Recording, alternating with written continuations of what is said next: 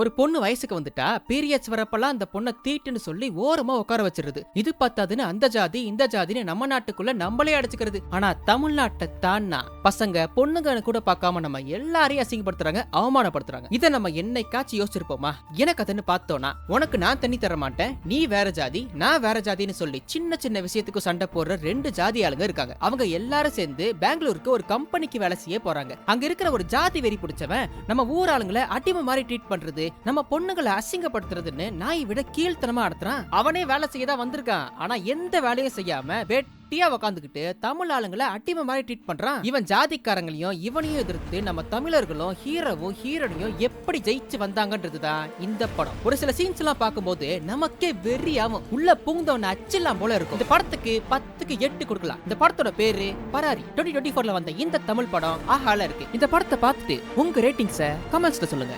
இந்த மாதிரி இன்ட்ரெஸ்டிங்கான மூவிஸ்க்கு நம்ம சேனல்ல இருக்க சப்ஸ்கிரைப் பட்டனை தட்டி விடுங்க. பட்ட